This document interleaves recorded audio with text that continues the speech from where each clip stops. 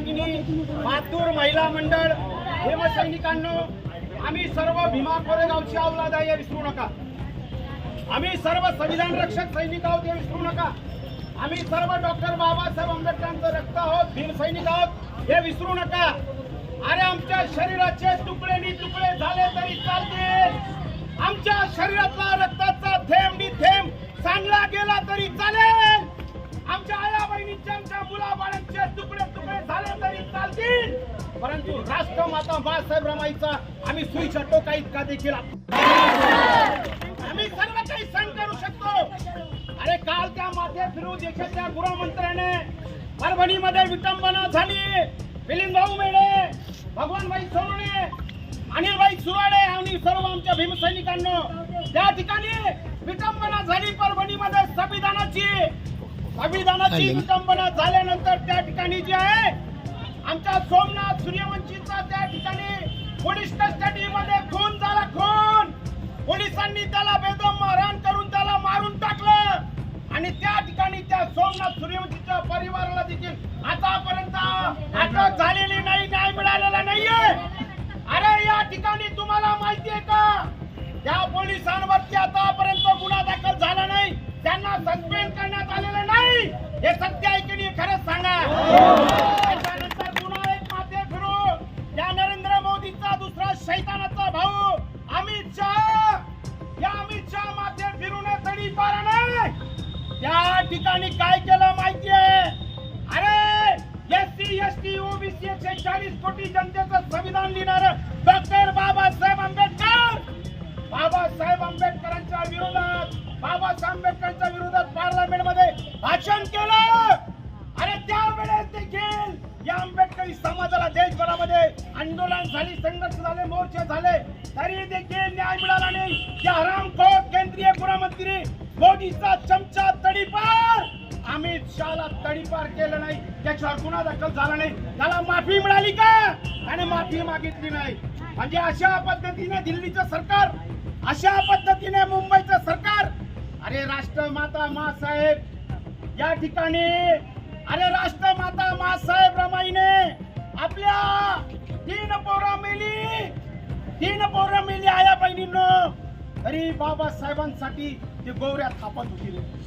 अरे बाबासाहेबांसाठी ते त्या ठिकाणी शेणाच्या गोवऱ्या बनवून, माझा साहेब विलायतेमध्ये गेला, विदेशामध्ये गेला, माझा साहेब येईल मनी ऑर्डर करत होती. फाटक्या तुकड्या लुगड्यामध्ये राहणारी आमची रमाई. अरे रमाई जयंती आम्ही साजरी करतो. अरे तुमच्याकडून भांडवलदारांनो, पुंजी पैशावारांनो, जातीवाद्यांनो, दगडफेक करणाऱ्यांनो, विटंबना करणाऱ्यांनो, अरे तुमच्याकडे हात नाही मागत, भीक नाही मागत. या आमच्या आया बहिणी दरवर्षी रमाई जयंती साजरी करतात, तुमच्याकडे भीक मागत नाही आम्ही. आणि तुम्ही आमच्या बाबासाहेबांच्या अर्धांगिनीचा या ठिकाणी विटंबना करतात. म्हणून मित्रांनो, या ठिकाणी आपण सर्वांना माहिती आहे की आम्हाला या ठिकाणी जोपर्यंत न्याय मिळणार नाही, जोपर्यंत त्या आरोपीला अटक होणार नाही, जोपर्यंत त्या आरोपींना या ठिकाणी फासावर लटकवणार नाही, अरे आम्ही राष्ट्रमाता मासाहेब रमाई सोबत, राष्ट्रमाता अहिल्याताई होळकरांच्यासाठी आम्ही जयंती साजरीमध्ये सहभागी होतो, नसतो ना. छत्रपती शिवबांच्या मातोश्री, छत्रपती संभाजीराजांच्या मातोश्री, त्यांच्या देखील आम्ही राष्ट्रमाता मासाहेब जयंती साजरी करताना आम्ही भगवा झेंडा हातात घेतो, नसतो ना. अरे आम्ही धनगर समाजाला न्याय मिळाला पाहिजे, आरक्षण मिळालं पाहिजे. कोणी समाजाला दिली माडी, कोणी कोणी लोहा धनगर नावी दोन्ही सुद्धा सोनापट्टी नाडी